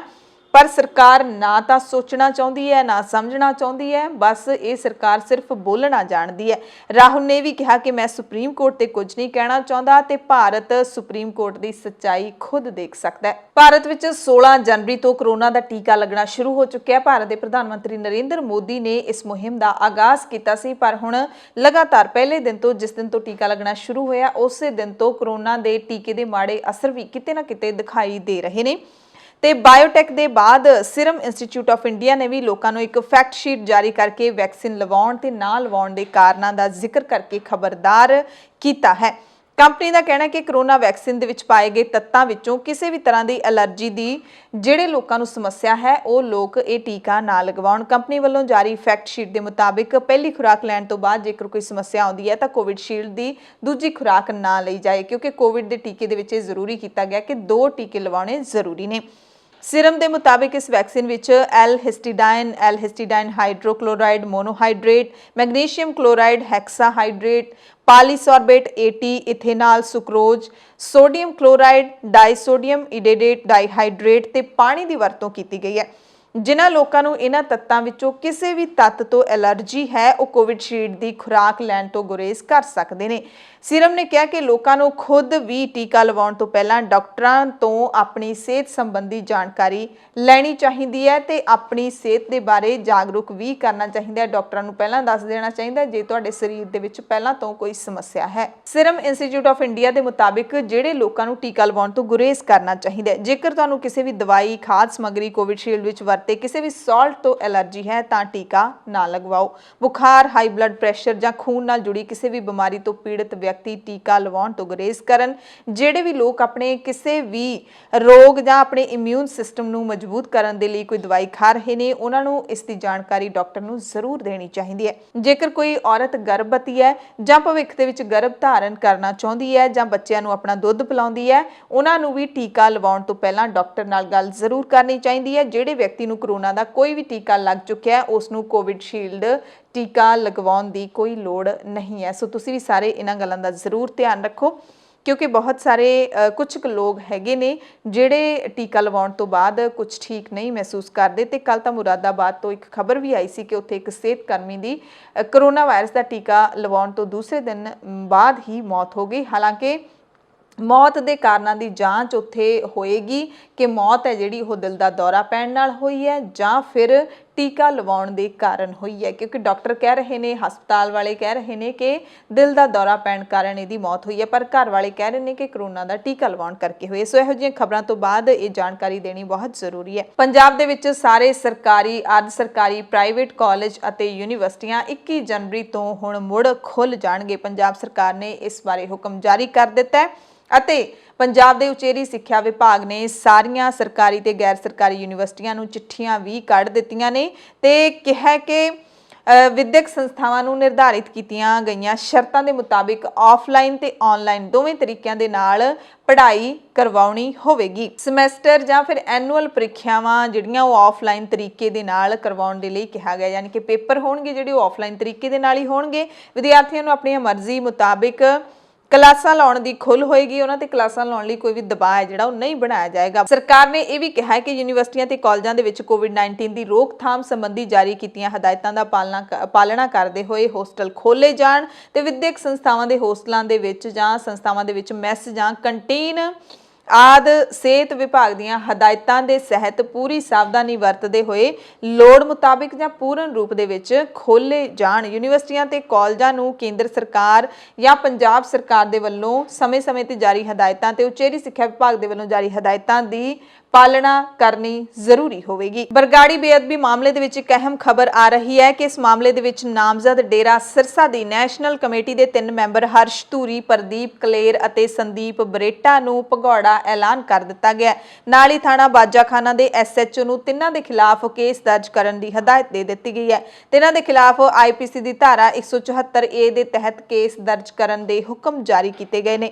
ਅਦਾਲਤ ਦੇ ਵੱਲੋਂ ਤਿੰਨਾਂ ਨੂੰ ਪੇਸ਼ ਹੋਣ ਸੰਬੰਧੀ ਨੋਟਿਸ ਜਾਰੀ ਕੀਤੇ ਗਏ ਸੀ। ਅਦਾਲਤ ਦੇ ਹੁਕਮਾਂ ਤੇ ਪਿਛਲੇ ਮਹੀਨੇ 8 ਦਸੰਬਰ ਨੂੰ ਸਿਰਸਾ ਦੇ ਬੱਸ ਸਟੈਂਡ ਤੇ ਸਤਨਾਮ ਸ਼ਾਹ ਚੌਂਕ ਤੋਂ ਇਲਾਵਾ ਅਦਾਲਤ ਤੇ ਨੋਟਿਸ ਬੋਰਡ ਤੇ ਨੋਟਿਸ ਦੀਆਂ ਕਾਪੀਆਂ ਲਗਾ ਕੇ ਪੇਸ਼ੀ ਬਾਰੇ ਸੂਚਿਤ ਵੀ ਕੀਤਾ ਗਿਆ ਸੀ। ਪਰ ਕੱਲ ਯਾਨੀ ਕਿ 18 ਜਨਵਰੀ ਨੂੰ ਇਹਨਾਂ ਦੇ ਪੇਸ਼ ਨਾ ਹੋਣ ਕਰਕੇ ਅਦਾਲਤ ਨੇ ਇਹਨਾਂ ਨੂੰ ਭਗੌੜਾ ਐਲਾਨ ਦਿੱਤਾ ਹੈ। ਪੰਜਾਬ ਪੁਲਿਸ ਦੀ ਸਿੱਟ ਨੇ ਬੇਅਦਬੀ ਮਾਮਲਿਆਂ ਦੀ ਪੜਤਾਲ ਕਰਦੇ ਹੋਏ 1 ਜੂਨ 2015 ਨੂੰ ਪਿੰਡ ਬੁਰਜ ਜਵਾਰ ਸਿੰਘ ਵਾਲਾ ਦੇ ਗੁਰਦੁਆਰਾ ਸਾਹਿਬ ਤੋਂ ਪਾਵਨ ਸਰੂਪ ਚੋਰੀ ਦੀ ਘਟਨਾ ਦੇ ਵਿੱਚ 7 ਡੇਰਾ ਪ੍ਰੇਮੀਆਂ ਨੂੰ ਗ੍ਰਿਫਤਾਰ ਕੀਤਾ ਸੀ। ਬਾਅਦ ਵਿੱਚ ਇਹਨਾਂ 7 ਡੇਰਾ ਪ੍ਰੇਮੀਆਂ ਸਮੇਤ ਡੇਰੇ ਦੇ ਬਲਾਤਕਾਰੀ ਤੇ ਕਾਤਲ ਮੁਖੀ ਗੁਰਮੀਤ ਰਾਮ ਰਹੀਮ ਤੇ ਡੇਰੇ ਦੀ ਨੈਸ਼ਨਲ ਕਮੇਟੀ ਦੇ ਮੈਂਬਰ ਹਰਸ਼ ਧੂਰੀ, ਪ੍ਰਦੀਪ ਕਲੇਰ ਤੇ ਸੰਦੀਪ ਬਰੇਟਾ ਨੂੰ ਵੀ ਬੇਅਦਬੀ ਦੀ ਸਾਜ਼ਿਸ਼ ਦੇ ਇਲਜ਼ਾਮ ਤਹਿਤ ਕੇਸ ਦੇ ਵਿੱਚ ਨਾਮਜ਼ਦ ਕਰਦੇ ਹੋਏ ਸਾਰਿਆਂ ਦੇ ਖਿਲਾਫ ਅਦਾਲਤ ਦੇ ਵਿੱਚ ਚਲਾਨ ਵੀ ਪੇਸ਼ ਕਰ ਦਿੱਤਾ ਸੀ। ਸਿੱਟ ਦਾ ਦਾਅਵਾ ਹੈ ਕਿ ਪਾਵਨ ਸਰੂਪ ਨੂੰ ਚੋਰੀ ਕਰਨ ਤੋਂ ਬਾਅਦ ਸਰੂਪਾਂ ਦੀ ਬਰਗਾੜੀ ਦੇ ਵਿੱਚ ਬੇਅਦਬੀ ਕੀਤੀ ਗਈ ਸੀ। ਕੇਸ ਵਿੱਚ ਨਾਮਜ਼ਦ ਹੋਣ ਤੋਂ ਬਾਅਦ ਡੇਰਾ ਪ੍ਰੇਮੀ ਸੁਖਜਿੰਦਰ ਸਨੀ ਨੇ ਇੱਕ ਹੀ ਕੇਸ ਦੇ CBI ਤੇ ਪੰਜਾਬ ਪੁਲਿਸ ਦੋਹਾਂ ਵੱਲੋਂ ਇਕੱਠੇ ਜਾਂਚ ਕੀਤੇ ਜਾਣ ਦਾ ਵਿਰੋਧ ਕੀਤਾ ਸੀ। ਡੇਰਾ ਪ੍ਰੇਮੀ ਸੁਖਜਿੰਦਰ ਸਨੀ ਨੇ ਪੰਜਾਬ ਹਰਿਆਣਾ ਹਾਈ ਕੋਰਟ ਵਿੱਚ ਚੁਣੌਤੀ ਵੀ ਦਿੱਤੀ ਸੀ, ਪਰ ਹਾਈ ਕੋਰਟ ਨੇ ਇਸ ਦੀਆਂ ਪਟੀਸ਼ਨਾਂ ਨੂੰ ਖਾਰਜ ਕਰਦੇ ਹੋਏ ਕਹਿ ਦਿੱਤਾ ਸੀ ਕਿ CBI ਨਹੀਂ ਬਲਕਿ ਪੰਜਾਬ ਪੁਲਿਸ ਦੀ ਸਿੱਟ ਹੀ ਜਾਂਚ ਕਰੇਗੀ। ਹਾਈ ਕੋਰਟ ਨੇ 4 ਜਨਵਰੀ ਨੂੰ ਇਹ ਮਾਮਲਾ ਪੰਜਾਬ ਪੁਲਿਸ ਨੂੰ ਸੌਂਪਦੇ ਹੋਏ CBI ਨੂੰ 1 ਮਹੀਨੇ ਦੇ ਅੰਦਰ ਕੇਸ ਨਾਲ ਜੁੜੇ ਸਾਰੇ ਦਸਤਾਵੇਜ਼ ਸਿੱਟ ਨੂੰ ਦੇਣ ਦੇ ਹੁਕਮ ਦਿੱਤੇ ਸਨ। ਇਹ ਪਿਛਲੇ ਦਿਨਾਂ ਦੀ ਹੀ ਗੱਲ ਹੈ। ਪੰਜਾਬ ਸਰਕਾਰ ਨੇ ਆਜ਼ਾਦੀ ਘੁਲਾਟੀਆਂ ਤੇ ਸ਼ਹੀਦ ਫੌਜੀਆਂ ਦੇ ਸਨਮਾਨ ਵਿੱਚ ਵੱਡੇ ਐਲਾਨ ਕੀਤੇ ਨੇ। ਸੂਬਾ ਸਰਕਾਰ ਨੇ ਆਜ਼ਾਦੀ ਘੁਲਾਟੀਆਂ ਦੀ ਪੈਨਸ਼ਨ 7500 ਰੁਪਏ ਤੋਂ ਵਧਾ ਕੇ 9400 ਰੁਪਏ ਤੇ ਸ਼ਹੀਦਾਂ ਦੇ ਪਰਿਵਾਰਾਂ ਨੂੰ ਮਿਲਣ ਵਾਲੀ ਵਿੱਤੀ ਸਹਾਇਤਾ 12 ਲੱਖ ਰੁਪਏ ਤੋਂ ਵਧਾ ਕੇ 50 ਲੱਖ ਰੁਪਏ ਕਰ ਦਿੱਤੀ ਹੈ। ਪੰਜਾਬ ਦੇ ਮੁੱਖ ਮੰਤਰੀ ਕੈਪਟਨ ਅਮਰਿੰਦਰ ਸਿੰਘ ਨੇ ਇਹ ਵੀ ਜਾਣਕਾਰੀ ਦਿੱਤੀ ਹੈ ਕਿ ਆਉਂਦੇ ਸ਼ੁੱਕਰਵਾਰ ਨੂੰ ਮੈਂ ਆਪਣੇ ਪ੍ਰੋਗਰਾਮ #AskCaptain ਦੀ 20ਵੀਂ ਲੜੀ ਦੇ ਤਹਿਤ ਲੋਕਾਂ ਦੇ ਨਾਲ ਲਾਈਵ ਜੁੜਾਂਗਾ ਤੇ ਤੁਹਾਨੂੰ ਯਾਨੀ ਕਿ ਸਾਰੇ ਪੰਜਾਬੀਆਂ ਨੂੰ ਕਿਹਾ ਹੈ ਕਿ ਤੁਸੀਂ ਮੈਨੂੰ ਕੋਈ ਵੀ ਸਵਾਲ ਪੁੱਛ ਸਕਦੇ ਹੋ ਤੇ ਸ਼ੁੱਕਰਵਾਰ ਤੋਂ ਪਹਿਲਾਂ ਤੁਸੀਂ ਮੈਨੂੰ ਆਪਣੇ ਸਵਾਲ ਭੇਜ ਦਿਓ ਤੇ ਮੈਂ ਲਾਈਵ ਸੈਸ਼ਨ ਦੇ ਵਿੱਚ ਤੁਹਾਡੇ ਜਵਾਬ ਦੇਵਾਂਗਾ। ਕੇਂਦਰੀ ਸਿੱਖਿਆ ਮੰਤਰਾਲੇ ਨੇ NITs ਅਤੇ ਕੇਂਦਰੀ ਫੰਡ ਪ੍ਰਾਪਤ ਤਕਨੀਕੀ ਸੰਸਥਾਵਾਂ ਦੇ ਵਿੱਚ ਦਾਖਲੇ ਦੇ ਮਾਪਦੰਡ ਦੇ ਵਿੱਚ ਢਿੱਲ ਦੇਣ ਦਾ ਐਲਾਨ ਕਰ ਦਿੱਤਾ ਹੈ, ਜਿਸ ਦੇ ਤਹਿਤ ਹੁਣ 12ਵੀਂ ਜਮਾਤ ਦੇ ਵਿੱਚ 75% ਅੰਕਾਂ ਦੀ ਯੋਗਤਾ ਨੂੰ ਹਟਾ ਦਿੱਤਾ ਗਿਆ। ਕੇਂਦਰੀ ਸਿੱਖਿਆ ਮੰਤਰੀ ਰਮੇਸ਼ ਪੋਖਰਿਆਲ ਨਿਸ਼ੰਕ ਨੇ ਟਵੀਟ ਕੀਤਾ ਹੈ ਕਿ NIT, IIIT, school of planning and architecture ਅਤੇ ਕੇਂਦਰ ਗ੍ਰਾਂਟ ਨਾਲ ਪ੍ਰਾਪਤ ਤਕਨੀਕੀ ਸੰਸਥਾਨਾਂ ਦੇ ਵਿੱਚ ਅਗਲੇ ਵਿਦਿਅਕ ਸੈਸ਼ਨ 2021-22 ਦੇ ਵਿੱਚ ਦਾਖਲੇ ਲਈ IIT JEE ਐਡਵਾਂਸ ਦੇ ਲਈ 12ਵੀਂ ਜਮਾਤ ਦੇ ਵਿੱਚ 75% ਅੰਕਾਂ ਦੇ ਲਈ ਯੋਗਤਾ ਮਾਪਦੰਡ ਨੂੰ ਹਟਾਉਣ ਦਾ ਫੈਸਲਾ ਲੈ ਲਿਆ ਗਿਆ। ਦਸਮ ਪਿਤਾ ਸ੍ਰੀ ਗੁਰੂ ਗੋਬਿੰਦ ਸਿੰਘ ਸਾਹਿਬ ਜੀ ਦੇ ਪ੍ਰਕਾਸ਼ ਪੁਰਬ ਨੂੰ ਸਮਰਪਿਤ ਵੱਖ-ਵੱਖ ਥਾਵਾਂ ਤੇ ਨਗਰ ਕੀਰਤਨ ਸਜਾਏ ਗਏ ਅਤੇ ਵੱਡੀ ਪੱਧਰ ਦੇ ਉੱਤੇ ਗੁਰੂ ਸਾਹਿਬ ਦਾ ਪ੍ਰਕਾਸ਼ ਦਿਹਾੜਾ 20 ਜਨਵਰੀ ਨੂੰ ਮਨਾਇਆ ਜਾਏਗਾ। ਸ਼੍ਰੋਮਣੀ ਕਮੇਟੀ ਵੱਲੋਂ ਸਿੱਖ ਸੰਗਤਾਂ ਦੇ ਸਹਿਯੋਗ ਦੇ ਨਾਲ ਅੰਮ੍ਰਿਤਸਰ ਦੇ ਵਿੱਚ ਨਗਰ ਕੀਰਤਨ ਸਜਾਇਆ ਗਿਆ। ਨਗਰ ਕੀਰਤਨ ਸ਼੍ਰੀ ਅਕਾਲ ਤਖਤ ਸਾਹਿਬ ਤੋਂ ਆਰੰਭ ਹੋਇਆ ਤੇ ਵੱਖ-ਵੱਖ ਬਾਜ਼ਾਰਾਂ ਦੇ ਵਿੱਚੋਂ ਹੁੰਦਾ ਹੋਇਆ ਮੁੜ ਸ਼੍ਰੀ ਅਕਾਲ ਤਖਤ ਸਾਹਿਬ ਵਿਖੇ ਸੰਪੰਨ ਹੋਇਆ। ਹਰਿਮੰਦਰ ਸਾਹਿਬ ਦੇ ਵਡੀਕ ਹੈੱਡ ਗ੍ਰੰਥੀ ਗਿਆਨੀ ਜਗਤਾਰ ਸਿੰਘ ਨੇ ਪਾਵਨ ਸਰੂਪ ਨੂੰ ਪਾਲਕੀ ਦੇ ਵਿੱਚ ਸੁਸ਼ੋਭਿਤ ਕੀਤਾ ਤੇ ਪੰਜ ਪਿਆਰਿਆਂ ਨੇ ਨਗਰ ਕੀਰਤਨ ਦੀ ਅਗਵਾਈ ਕੀਤੀ। ਸੰਗਤਾਂ ਦੇ ਵੱਲੋਂ ਪਾਲਕੀ ਤੇ ਫੁੱਲਾਂ ਦੀ ਵਰਖਾ ਕੀਤੀ ਗਈ। ਕਈ ਥਾਈਂ ਲੰਗਰ ਵੀ ਲਾਏ ਗਏ। ਸਿੱਖ ਸੰਸਥਾ ਚੀਫ ਖਾਲਸਾ ਦੀਵਾਨ ਦੇ ਵੱਲੋਂ ਵੀ ਨਗਰ ਕੀਰਤਨ ਸਜਾਇਆ ਗਿਆ। ਸ਼੍ਰੀ ਗੁਰੂ ਗੋਬਿੰਦ ਸਿੰਘ ਸਾਹਿਬ ਜੀ ਦੇ ਪ੍ਰਕਾਸ਼ ਦਿਹਾੜੇ ਨੂੰ ਸਮਰਪਿਤ ਤਖਤ ਸ੍ਰੀ ਦਮਦਮਾ ਸਾਹਿਬ ਤਲਵੰਡੀ ਸਾਬੋ ਵਿਖੇ ਵੀ ਅਲੌਕਿਕ ਨਗਰ ਕੀਰਤਨ ਸਜਾਇਆ ਗਿਆ ਤੇ ਇਸੇ ਨਾਲ ਗੁਰੂ ਸਾਹਿਬ ਦੇ ਪ੍ਰਕਾਸ਼ ਦਿਹਾੜੇ ਵਾਲੀ ਥਾਂ ਤਖਤ ਸੱਚਖੰਡ ਸ੍ਰੀ ਹਰਿਮੰਦਰ ਸਾਹਿਬ ਪਟਨਾ ਸਾਹਿਬ ਵਿਖੇ ਵੀ ਅਲੌਕਿਕ ਨਗਰ ਕੀਰਤਨ ਸਜਾਏ ਗਏ ਤੇ 20 ਜਨਵਰੀ ਨੂੰ ਵੱਖ-ਵੱਖ ਥਾਵਾਂ ਦੇ ਉੱਤੇ ਸਾਰੀਆਂ ਇਤਿਹਾਸਿਕ ਥਾਵਾਂ ਦੇ ਸਮੇਤ ਜਿੱਥੇ-ਜਿੱਥੇ ਸਿੱਖ ਭਾਈਚਾਰਾ ਵਸਦਾ ਹੈ ਉੱਥੇ-ਉੱਥੇ ਗੁਰੂ ਸਾਹਿਬ ਦੇ ਪ੍ਰਕਾਸ਼ ਦਿਹਾੜੇ ਮਨਾਏ ਜਾਣਗੇ। ਪ੍ਰਾਈਮ ਟਾਈਮ ਦੇ ਵਿੱਚ ਪੂਰੇ ਭਾਰਤ ਦੀਆਂ ਖਬਰਾਂ ਦੇ ਵਿੱਚ ਸਭ ਤੋਂ ਪਹਿਲਾਂ ਗੁਜਰਾਤ ਦੀ ਦਰਦਨਾਕ ਖਬਰ ਤੁਹਾਨੂੰ ਦੱਸਾਂਗੇ, ਜਿੱਥੇ 13 ਮਜ਼ਦੂਰਾਂ ਨੂੰ ਟਰੱਕ ਨੇ ਦਰੜ ਕੇ ਮਾਰ ਦਿੱਤਾ ਹੈ। ਅਗਲੀ ਖਬਰ ਗੁਜਰਾਤ ਤੋਂ ਆ ਰਹੀ ਹੈ। ਬੜੀ ਹੀ ਦਰਦਨਾਕ ਖਬਰ ਹੈ, ਜਿੱਥੇ ਫੁੱਟਪਾਥ ਤੇ ਸੌ ਰਹੇ ਮਜ਼ਦੂਰਾਂ ਦੇ ਉੱਤੇ ਟਰੱਕ ਚੜ੍ਹ ਗਿਆ ਤੇ 13 ਮਜ਼ਦੂਰਾਂ ਦੀ ਮੌਤ ਹੋ ਗਈ। ਗੁਜਰਾਤ ਦੇ ਸੂਰਤ ਵਿੱਚ ਕੁਸਾਂਬਾ ਦੇ ਨੇੜੇ 18 ਜਨਵਰੀ ਦੀ ਰਾਤ ਨੂੰ ਇਹ ਦਰਦਨਾਕ ਹਾਦਸਾ ਵਾਪਰਿਆ, ਜਦੋਂ ਸੜਕ ਨੇੜੇ ਸੌ ਰਹੇ ਮਜ਼ਦੂਰਾਂ ਦੇ ਉੱਤੋਂ ਟਰੱਕ ਲੰਘ ਗਿਆ, ਜਿਹਦੇ ਕਾਰਨ 13 ਜਣਿਆਂ ਦੀ ਮੌਕੇ ਤੇ ਹੀ ਮੌਤ ਹੋ ਗਈ। ਸਾਰੇ ਮਜ਼ਦੂਰ ਰਾਜਸਥਾਨ ਦੇ ਬਾਂਸਵਾੜਾ ਜ਼ਿਲ੍ਹੇ ਦੇ ਕੁਸ਼ਲਗੜ੍ਹ ਦੇ ਰਹਿਣ ਵਾਲੇ ਸੀ। ਸੂਰਤ ਦੇ ਕਾਮਰਾ ਡਿਵੀਜ਼ਨ ਦੇ ਡਿਪਟੀ ਸੁਪਰਡੈਂਟ ਸੀਐਮ ਜਡੇਜਾ ਨੇ ਏਐਨਆਈ ਨੂੰ ਦੱਸਿਆ ਕਿ ਟਰੱਕ ਗੰਨੇ ਨਾਲ ਭਰੇ ਇੱਕ ਟਰੈਕਟਰ ਦੇ ਨਾਲ ਟਕਰਾ ਗਿਆ ਸੀ, ਜਿਸ ਤੋਂ ਬਾਅਦ ਬੇਕਾਬੂ ਹੋ ਕੇ ਫੁੱਟਪਾਥ ਦੇ ਉੱਤੇ ਚੜ੍ਹ ਗਿਆ, ਜਿੱਥੇ ਮਜ਼ਦੂਰ ਸੁੱਤੇ ਪਏ ਸੀ। ਹਾਦਸੇ ਵੇਲੇ 18 ਮਜ਼ਦੂਰ ਸੁੱਤੇ ਹੋਏ ਸੀ, ਜਿਨ੍ਹਾਂ ਵਿੱਚੋਂ ਮੌਕੇ ਤੇ ਹੀ 13 ਲੋਕਾਂ ਦੀ ਮੌਤ ਹੋ ਗਈ। ਬਾਕੀਆਂ ਨੂੰ ਹਸਪਤਾਲ ਦੇ ਵਿੱਚ ਦਾਖਲ ਕਰਵਾਇਆ ਗਿਆ। ਪ੍ਰਧਾਨ ਮੰਤਰੀ ਨਰਿੰਦਰ ਮੋਦੀ ਨੇ ਹਾਦਸੇ ਵਿੱਚ ਜਾਨ ਗਵਾਉਣ ਵਾਲਿਆਂ ਦੀ ਮੌਤ ਤੇ ਦੁੱਖ ਜ਼ਾਹਿਰ ਕੀਤਾ ਹੈ।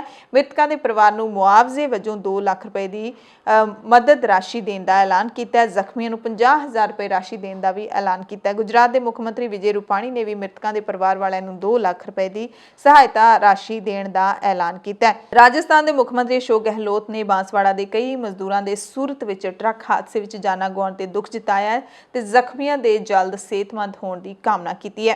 ਭਾਰਤ ਸਰਕਾਰ ਨੇ ਸੰਸਦ ਮੈਂਬਰਾਂ ਨੂੰ ਝਟਕਾ ਦਿੰਦਿਆਂ ਇੱਕ ਨਵਾਂ ਹੁਕਮ ਸੁਣਾ ਦਿੱਤਾ ਹੈ ਕਿ ਸੰਸਦ ਮੈਂਬਰਾਂ ਤੇ ਹੋਰਾਂ ਨੂੰ ਜਿਹੜਾ ਸੰਸਦ ਦੀਆਂ ਕੰਟੀਨਾਂ ਦੇ ਵਿੱਚੋਂ ਸਸਤਾ ਭੋਜਨ ਮਿਲਦਾ ਸੀ, ਉਹ ਹੁਣ ਬੰਦ ਕਰ ਦਿੱਤਾ ਹੈ। ਯਾਨੀ ਕਿ ਸੰਸਦ ਮੈਂਬਰਾਂ ਤੇ ਹੋਰਾਂ ਨੂੰ ਸੰਸਦ ਦੀਆਂ ਕੰਟੀਨਾਂ ਦੇ ਭੋਜਨ ਤੇ ਦਿੱਤੀ ਜਾ ਰਹੀ ਸਬਸਿਡੀ ਦੇ ਉੱਤੇ ਸਰਕਾਰ ਨੇ ਰੋਕ ਲਾ ਦਿੱਤੀ ਹੈ। ਹੁਣ ਉੱਤਰ ਰੇਲਵੇ ਦੀ ਥਾਂ ਆਈਟੀਡੀਸੀ ਸੰਸਦ ਦੀਆਂ ਕੰਟੀਨਾਂ ਨੂੰ ਚਲਾਏਗੀ।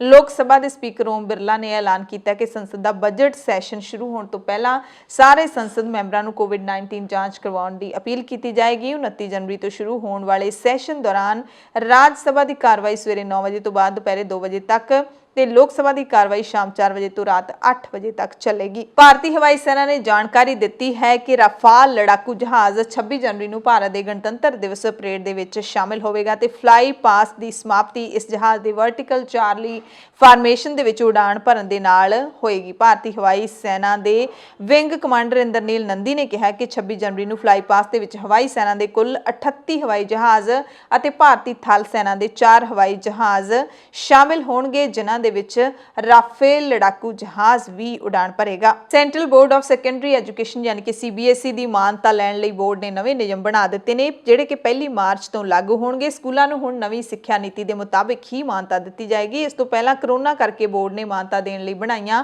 ਜਾਂਚ ਕਮੇਟੀਆਂ ਨੂੰ ਕੰਮ ਕਰਨ ਤੋਂ ਰੋਕ ਦਿੱਤਾ ਸੀ, ਜਿਸ ਕਾਰਨ ਸਕੂਲਾਂ ਨੂੰ ਮਾਨਤਾ ਲੈਣ ਦੇ ਵਿੱਚ ਔਖ ਆ ਰਹੀ ਸੀ। ਚੰਡੀਗੜ੍ਹ, ਹਰਿਆਣਾ ਤੇ ਪੰਜਾਬ ਦੇ ਕਈ ਸਕੂਲਾਂ ਨੇ ਸੀਬੀਐਸਈ ਤੋਂ ਮਾਨਤਾ ਲੈਣ ਲਈ ਦਰਖਾਸਤ ਦਿੱਤੀ ਸੀ, ਪਰ ਉਹਨਾਂ ਨੂੰ ਇਹ ਕਹਿ ਕੇ ਮਾਨਤਾ ਦੇਣ ਤੋਂ ਰੋਕ ਦਿੱਤਾ ਗਿਆ ਕਿ ਉਹ ਘਾਟਾਂ ਪੂਰੀਆਂ ਕਰਨ ਤੇ ਇਸ ਸੰਬੰਧੀ ਵਿਸਥਾਰਿਤ ਰਿਪੋਰਟ ਸੀਬੀਐਸਈ ਨੂੰ ਆਨਲਾਈਨ ਭੇਜਣ।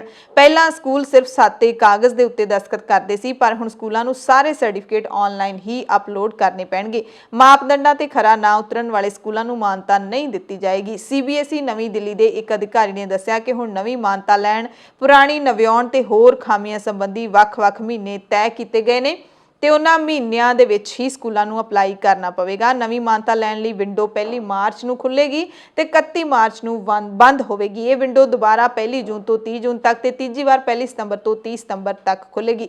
ਉਹਨਾਂ ਦੱਸਿਆ ਕਿ ਪੁਰਾਣੇ ਸਕੂਲਾਂ ਨੂੰ ਵੀ ਹੁਣ ਨਵੇਂ ਸਿਰੇ ਤੋਂ ਅਪਲਾਈ ਕਰਨਾ ਪਵੇਗਾ। ਇਹ ਸਕੂਲ 1 ਮਾਰਚ ਤੋਂ 31 ਮਈ ਤੱਕ ਮਾਨਤਾ ਨਵਿਆਉਣ ਦੇ ਲਈ ਦਰਖਾਸਤ ਦੇ ਸਕਦੇ ਨੇ। ਭਾਰਤ ਸਰਕਾਰ ਨੇ WhatsApp ਨੂੰ ਕਹਿ ਦਿੱਤਾ ਹੈ ਕਿ ਉਹ ਆਪਣੀਆਂ ਨਿੱਜਤਾ ਬਾਰੇ ਸ਼ਰਤਾਂ ਦੇ ਵਿੱਚ ਬਦਲਾਅ ਵਾਪਸ ਲਵੇ, ਕਿਉਂਕਿ ਇੱਕ ਪਾਸੜ ਬਦਲਾਅ ਢੁਕਵੇਂ ਨਹੀਂ ਤੇ ਨਾ ਹੀ ਕਿਸੇ ਤਰ੍ਹਾਂ ਮਨਜ਼ੂਰ ਕੀਤੇ ਜਾ ਸਕਦੇ ਨੇ।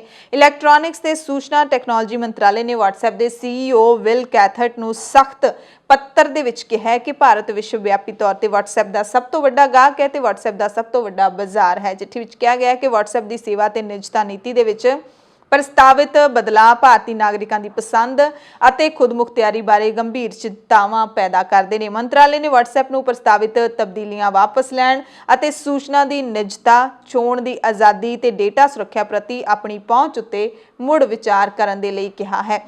ਹਾਲਾਂਕਿ WhatsApp ਨੇ ਆਪਣੀ ਨਿੱਜਤਾ ਨੀਤੀ, ਜਿਹੜੀ ਕਿ 8 ਫਰਵਰੀ ਤੋਂ ਲਾਗੂ ਹੋਣੀ ਸੀ, ਉਸ ਨੂੰ ਹੁਣ ਮਈ ਤੱਕ ਟਾਲ ਦਿੱਤਾ ਹੈ ਲੋਕਾਂ ਦੇ ਵਿਰੋਧ ਦੇ ਕਾਰਨ। ਤੇ ਜਦੋਂ ਤੋਂ WhatsApp ਨੇ ਆਪਣੀ ਨਵੀਂ ਨਿੱਜਤਾ ਨੀਤੀ ਦਾ ਐਲਾਨ ਕੀਤਾ ਸੀ ਤੇ ਇੱਕ ਸ਼ਰਤ ਰੱਖੀ ਸੀ ਕਿ ਜੇ ਤੁਸੀਂ ਨਵੀਂ ਨਿੱਜਤਾ ਨੀਤੀ ਨੂੰ ਅਸੈਪਟ ਕਰੋਗੇ, ਫੋਲੋ ਕਰੋਗੇ, ਉਹਦੇ ਨਾਲ ਸਹਿਮਤ ਹੋਵੋਗੇ, ਤਾਂ ਹੀ ਤੁਸੀਂ 8 ਫਰਵਰੀ ਤੋਂ ਬਾਅਦ WhatsApp ਚਲਾ ਸਕੋਗੇ, ਨਹੀਂ ਤਾਂ ਤੁਹਾਡਾ ਬੰਦ ਹੋ ਜਾਏਗਾ। ਉਸ ਤੋਂ ਬਾਅਦ ਬਹੁਤ ਸਾਰੇ ਲੋਕਾਂ ਨੇ ਇਸ ਦਾ ਵਿਰੋਧ ਵੀ ਕੀਤਾ ਅਤੇ ਬਹੁਤ ਸਾਰੇ ਲੱਖਾਂ ਦੀ ਗਿਣਤੀ ਦੇ ਵਿੱਚ ਲੋਕ ਸਿਗਨਲ ਅਤੇ ਟੈਲੀਗ੍ਰਾਮ ਐਪਸ ਦੇ ਉੱਤੇ ਵੀ ਚਲੇ ਗਏ ਨੇ, WhatsApp ਨੂੰ ਛੱਡ ਚੁੱਕੇ ਨੇ। ਖਬਰ ਇਹ ਵੀ ਮਿਲ ਰਹੀ ਹੈ ਕਿ WhatsApp ਨੂੰ ਟੱਕਰ ਦੇਣ ਵਾਲੀ ਭਾਰਤੀ ਐਪ ਹਾਈਕ ਵੀ ਬੰਦ ਹੋ ਗਈ ਹੈ। ਕੰਪਨੀ ਦੇ ਮਾਲਕ ਨੇ ਇਸ ਦਾ ਕਾਰਨ ਦੱਸਿਆ ਹੈ ਕਿ ਇਸ ਐਪ ਨੂੰ ਬੰਦ ਕਰਕੇ ਨਵੇਂ ਰੂਪ ਦੇ ਵਿੱਚ ਲਿਆਉਣ ਦੀ ਤਿਆਰੀ ਕੀਤੀ ਜਾ ਰਹੀ ਹੈ। ਕੰਪਨੀ ਦੇ ਮਾਲਕ ਕਵਿਨ ਭਾਰਤੀ ਮਿੱਤਲ ਨੇ ਇਸ ਦੀ ਜਾਣਕਾਰੀ ਦਿੱਤੀ ਹੈ ਕਿ ਸੋਮਵਾਰ ਤੋਂ ਇਹ ਐਪ ਬੰਦ ਹੋ ਚੁੱਕੀ ਹੈ, ਯਾਨੀ ਕਿ 18 ਜਨਵਰੀ ਤੋਂ ਐਪ ਬੰਦ ਹੋ ਚੁੱਕੀ ਹੈ। ਪਲੇ ਸਟੋਰ ਤੋਂ ਇਸ ਨੂੰ ਹਟਾ ਲਿਆ ਗਿਆ ਹੈ। 2016 ਦੇ ਵਿੱਚ ਇਹ ਕੰਪਨੀ ਐਪ ਸਟੋਰ ਦੇ ਵਿੱਚ ਆਈ ਸੀ ਤੇ ਇਸ ਨੇ WhatsApp ਨੂੰ ਟੱਕਰ ਦਿੱਤੀ ਸੀ। WhatsApp ਨੂੰ ਟੱਕਰ ਦੇਣ ਦੇ ਲਈ ਆਈ ਇਹ ਭਾਰਤੀ ਐਪ ਬਣਾਈ ਗਈ ਸੀ। ਭਾਰਤੀ ਐਪ ਜਿਸ ਨੂੰ ਦੇਸੀ ਐਪ ਹਾਈਕ ਵੀ ਕਿਹਾ ਜਾਂਦਾ ਸੀ, ਇਹ ਵੀ ਬੰਦ ਹੋ ਚੁੱਕੀ ਹੈ, ਪਰ ਇਸ ਦਾ ਨਵਾਂ ਰੂਪ ਹੈ ਜਿਹੜਾ ਉਹ ਬਾਜ਼ਾਰ ਦੇ ਵਿੱਚ ਲਿਆਂਦਾ ਜਾਏਗਾ। ਸੁਪਰੀਮ ਕੋਰਟ ਨੇ ਕੇਂਦਰ ਸਰਕਾਰ ਤੋਂ ਜਨਤਕ ਛੁੱਟੀ ਐਲਾਨਣ ਸੰਬੰਧੀ ਵੇਰਵੇ ਮੰਗ ਲਏ ਨੇ। ਸਿੱਖ ਸੰਸਥਾ ਸ਼੍ਰੋਮਣੀ ਸਿੰਘ ਸਭਾ ਨੇ ਅਦਾਲਤ ਦੇ ਵਿੱਚ ਪਟੀਸ਼ਨ ਦਾਇਰ ਕਰਕੇ ਮੰਗ ਕੀਤੀ ਸੀ ਕਿ ਦੇਸ਼ ਦੇ ਅੰਦਰ ਸਿਆਸੀ ਪਾਰਟੀਆਂ ਦੀ ਦਖਲ ਅੰਦਾਜ਼ੀ ਦੇ ਨਾਲ ਹੀ ਜਨਤਕ ਛੁੱਟੀਆਂ ਐਲਾਨੀਆਂ ਜਾਂਦੀਆਂ ਨੇ। Chief justice S A Bobde ਦੀ ਅਗਵਾਈ ਵਾਲੇ ਬੈਂਚ ਨੇ ਸੋਲਿਸਿਟਰ ਜਨਰਲ ਤੁਸ਼ਾਰ ਮਹਿਤਾ ਤੋਂ ਇਸ ਸੰਬੰਧੀ ਵੇਰਵੇ ਮੰਗ ਲਏ ਨੇ। ਪਟੀਸ਼ਨ ਵਿੱਚ ਇਹ ਵੀ ਕਿਹਾ ਗਿਆ ਹੈ ਕਿ ਸਿੱਖਾਂ ਦੇ 10ਵੇਂ ਗੁਰੂ ਸ਼੍ਰੀ ਗੁਰੂ ਗੋਬਿੰਦ ਸਿੰਘ ਸਾਹਿਬ ਨੇ ਅਨਿਆਂ ਦੇ ਖਿਲਾਫ ਲੜਾਈ ਲੜੀ, ਪਰ ਉਹਨਾਂ ਦੇ ਪ੍ਰਕਾਸ਼ ਪੁਰਬ ਤੇ ਦੇਸ਼ ਵਿੱਚ ਜਨਤਕ ਛੁੱਟੀ ਨਹੀਂ ਐਲਾਨੀ ਗਈ, ਜਿਸ ਨਾਲ ਸਿੱਖਾਂ ਦੀਆਂ ਭਾਵਨਾਵਾਂ ਨੂੰ ਠੇਸ ਪਹੁੰਚੀ ਹੈ। ਸੰਸਥਾ ਨੇ ਇਸ ਕੇਸ ਵਿੱਚ ਕੇਂਦਰ ਤੋਂ ਇਲਾਵਾ ਸੂਬਾ ਸਰਕਾਰਾਂ ਨੂੰ ਵੀ ਧਿਰ ਬਣਾਇਆ ਹੈ। ਭਾਰਤ ਵਿੱਚ ਕੋਈ ਵੀ ਪਬਲਿਕ ਹੌਲੀਡੇ ਐਕਟ ਨਹੀਂ ਹੈ। ਟਰਾਂਸਪੋਰਟ ਦੇ ਨਾਲ ਜੁੜੀ ਇੱਕ ਹੋਰ ਅਹਿਮ ਖਬਰ ਮਿਲ ਰਹੀ ਹੈ ਕਿ ਅੰਤਰਰਾਜੀ ਟਰਾਂਸਪੋਰਟ ਦੇ ਵਾਂਗ ਹੁਣ ਅੰਤਰਦੇਸ਼ ਇੰਟਰਸਿਟੀ ਟਰਾਂਸਪੋਰਟ ਵੀ ਚੱਲੇਗਾ, ਯਾਨੀ ਕਿ ਗੁਆਂਢੀ ਦੇਸ਼ਾਂ ਦੇ ਵਿੱਚ ਵੀ ਯਾਤਰੀ ਵਾਹਨ ਅਤੇ ਸਮਾਨ ਵਾਲੇ ਵਾਹਨ ਚੱਲ ਸਕਣਗੇ। ਸੜਕ ਆਵਾਜਾਈ ਤੇ ਰਾਜਮਾਰਗ ਮੰਤਰਾਲੇ ਨੇ ਇਸ ਸੰਬੰਧੀ ਇੱਕ ਹੁਕਮ ਜਾਰੀ ਕੀਤਾ ਹੈ, ਜੋ ਕਿ ਤੁਰੰਤ ਪ੍ਰਭਾਵ ਦੇ ਨਾਲ ਲਾਗੂ ਵੀ ਹੋ ਗਿਆ। ਹੁਣ ਗੁਆਂਢੀ ਦੇਸ਼ਾਂ ਵਿੱਚ ਵਾਹਨ ਚਲਾਉਣ ਤੋਂ ਪਹਿਲਾਂ ਸਿਰਫ ਇੱਕ ਸਮਝੌਤਾ ਸਹੀ ਬੰਦ ਕਰਨਾ ਹੋਏਗਾ। ਮੰਤਰਾਲੇ ਨੇ ਫੈਸਲਾ ਲਗਾਤਾਰ ਮਿਲ ਰਹੇ ਸੁਝਾਵਾਂ ਦੇ ਆਧਾਰ ਉੱਤੇ ਲਿਆ ਹੈ, ਜਿਸ ਦੇ ਮੁਤਾਬਿਕ ਹੁਣ ਗੁਆਂਢੀ ਦੇਸ਼ਾਂ ਦੇ ਵਿੱਚ ਵੀ ਬੱਸਾਂ ਚੱਲ ਸਕਣਗੀਆਂ। ਨਵੇਂ ਨਿਯਮ ਤੋਂ ਬਾਅਦ ਜੇ ਕਿਸੇ ਗੁਆਂਢੀ ਦੇਸ਼ ਵਿੱਚ ਟਰਾਂਸਪੋਰਟ ਸ਼ੁਰੂ ਕਰਨਾ ਹੈ ਤਾਂ ਦੋਵੇਂ ਦੇਸ਼ ਇੱਕ ਸਮਝੌਤੇ ਤੇ ਦਸਤਖਤ ਕਰਕੇ ਤੁਰੰਤ ਵਾਹਨ ਚਲਾਉਣ ਦੇ ਯੋਗ ਹੋ ਜਾਣਗੇ। ਸੜਕੀ ਆਵਾਜਾਈ ਮੰਤਰਾਲੇ ਨੇ ਇਹ ਨੋਟੀਫਿਕੇਸ਼ਨ ਲੰਘੇ ਹਫ਼ਤੇ ਹੀ ਜਾਰੀ ਕੀਤਾ। ਹੁਣ ਤੱਕ ਗੁਆਂਢੀ ਦੇਸ਼ਾਂ ਵਿੱਚ ਵਾਹਨ ਚਲਾਉਣ ਦੇ ਲਈ ਪਹਿਲਾਂ ਕਈ ਤਰ੍ਹਾਂ ਦੀਆਂ ਕਾਰਵਾਈਆਂ ਪੂਰੀਆਂ ਕਰਨੀਆਂ ਪੈਂਦੀਆਂ ਸੀ, ਸ਼ਰਤਾਂ ਪੂਰੀਆਂ ਕਰਨੀਆਂ ਪੈਂਦੀਆਂ ਸੀ, ਬਹੁਤ ਸਾਰੇ ਮੰਤਰਾਲਿਆਂ ਤੇ ਵਿਭਾਗਾਂ ਤੋਂ ਮਨਜ਼ੂਰੀ ਲੈਣੀ ਪੈਂਦੀ ਸੀ, ਜਿਹਦੇ ਵਿੱਚ ਸਮਾਂ ਵੀ ਲੱਗਦਾ ਸੀ ਤੇ ਕਾਗਜ਼ੀ ਕਾਰਵਾਈ ਵੀ ਵਧੇਰੇ ਹੁੰਦੀ ਸੀ। ਇਸ ਸੰਬੰਧ ਵਿੱਚ ਸੜਕੀ ਆਵਾਜਾਈ ਤੇ ਰਾਜਮਾਰਗ ਮੰਤਰਾਲੇ ਨੂੰ ਕਾਫੀ ਸੁਝਾਅ ਮਿਲ ਰਹੇ ਸੀ ਤੇ ਕਈ ਗੁਆਂਢੀ ਦੇਸ਼ਾਂ ਦੇ ਵਿੱਚ ਹੁਣ ਤੱਕ ਭਾਰਤ ਤੋਂ ਬੱਸਾਂ ਚੱਲ ਵੀ ਚੁੱਕੀਆਂ ਨੇ। ਨਵੀਂ ਦਿੱਲੀ ਤੋਂ ਲਾਹੌਰ 2000 ਦੇ ਵਿੱਚ ਬੱਸ ਚੱਲਦੀ ਸੀ, ਕੋਲਕਾਤਾ ਤੇ ਢਾਕਾ 2006 ਦੇ ਵਿੱਚ, ਅੰਮ੍ਰਿਤਸਰ ਤੇ ਲਾਹੌਰ ਦੇ ਵਿਚਕਾਰ 2006 ਦੇ ਵਿੱਚ, ਅੰਮ੍ਰਿਤਸਰ ਤੇ ਨਾਨਕਸਰ ਦੇ ਵਿੱਚ 2006 ਦੇ ਵਿੱਚ ਬੱਸ ਸ਼ੁਰੂ ਕੀਤੀ ਗਈ ਸੀ। ਤੇਲ ਮਾਰਕੀਟਿੰਗ ਕੰਪਨੀਆਂ ਨੇ ਲਗਾਤਾਰ ਦੂਸਰੇ ਦਿਨ ਪੈਟਰੋਲ ਤੇ ਡੀਜ਼ਲ ਦੇ ਭਾਅ ਦੇ ਵਿੱਚ ਵਾਧਾ ਕੀਤਾ ਹੈ, ਜਿਹਦੇ ਨਾਲ ਮੰਗਲਵਾਰ ਨੂੰ ਕੌਮੀ ਰਾਜਧਾਨੀ ਦੇ ਵਿੱਚ ਪੈਟਰੋਲ ਦਾ ਭਾਅ ਪਹਿਲੀ ਵਾਰੀ 85 ਰੁਪਏ ਪ੍ਰਤੀ ਲੀਟਰ ਪਾਰ ਕਰ ਗਿਆ ਤੇ ਰਿਕਾਰਡ ਉੱਚੇ ਪੱਧਰ ਦੇ ਨੇੜੇ ਪਹੁੰਚ ਗਈ ਹੈ ਡੀਜ਼ਲ ਦੀ ਕੀਮਤ। ਤੇਲ ਮਾਰਕੀਟਿੰਗ ਕੰਪਨੀਆਂ ਵੱਲੋਂ ਜਾਰੀ ਨੋਟੀਫਿਕੇਸ਼ਨ ਦੇ ਮੁਤਾਬਿਕ ਪੈਟਰੋਲ ਤੇ ਡੀਜ਼ਲ ਦੋਵਾਂ ਦੇ ਭਾਅ ਵਿੱਚ 25-25 ਪੈਸੇ ਪ੍ਰਤੀ ਲੀਟਰ ਦਾ ਵਾਧਾ ਕੀਤਾ ਗਿਆ, ਜਿਹਦੇ ਨਾਲ ਦਿੱਲੀ ਦੇ ਵਿੱਚ ਪੈਟਰੋਲ 85 ਰੁਪਏ 20 ਪੈਸੇ ਤੇ ਮੁੰਬਈ ਦੇ ਵਿੱਚ 91 ਰੁਪਏ 80 ਪੈਸੇ ਪ੍ਰਤੀ ਲੀਟਰ ਹੋ ਗਿਆ। ਡੀਜ਼ਲ ਹੈ ਜਿਹੜਾ ਉਹ ਦਿੱਲੀ ਵਿੱਚ 75 ਰੁਪਏ 38 ਪੈਸੇ ਅਤੇ ਮੁੰਬਈ ਦੇ ਵਿੱਚ 82 ਰੁਪਏ 13 ਪੈਸੇ ਪ੍ਰਤੀ ਲੀਟਰ ਹੋ ਗਿਆ ਹੈ ਤੇ ਇਹ ਰਿਕਾਰਡ ਵਾਧਾ ਜਿਹੜਾ ਉਹ ਦਰਜ ਕੀਤਾ ਗਿਆ ਹੈ ਡੀਜ਼ਲ ਦਾ। ਪੰਜਾਬ ਦੀਆਂ ਖਾਸ ਖਬਰਾਂ ਦੇ ਖਾਸ ਬੁਲੇਟਿਨ ਦੇ ਵਿੱਚ ਤੁਹਾਡੇ ਸਭ ਤੋਂ ਇਜਾਜ਼ਤ ਚਾਹੁੰਦੇ ਹਾਂ। ਤੁਸੀਂ ਸਾਰੇ ਆਪਣਾ ਧਿਆਨ ਰੱਖਿਓ, ਲੋੜਵੰਦਾਂ ਦੀ ਮਦਦ ਜ਼ਰੂਰ ਕਰਦੇ ਰਿਹਾ ਕਰੋ। ਗੁਰੂ ਸਾਹਿਬ ਦੇ ਪ੍ਰਕਾਸ਼ ਦਿਹਾੜੇ ਦੀ ਮੁੜ ਤੋਂ ਅਸੀਂ ਤੁਹਾਨੂੰ ਸਭ ਨੂੰ ਮੁਬਾਰਕਬਾਦ ਦਿੰਦੇ ਹਾਂ। ਕਿਸਾਨੀ ਸੰਘਰਸ਼ ਦੇ ਵਿੱਚ ਜਿਵੇਂ ਦਾ ਵੀ ਯੋਗਦਾਨ ਤੁਸੀਂ ਪਾ ਸਕਦੇ ਹੋ ਜ਼ਰੂਰ ਪਾਓ। ਅਫਵਾਹਾਂ ਤੋਂ ਜ਼ਰੂਰ ਬਚ ਕੇ ਰਿਹਾ ਕਰੋ। ਧੰਨਵਾਦ।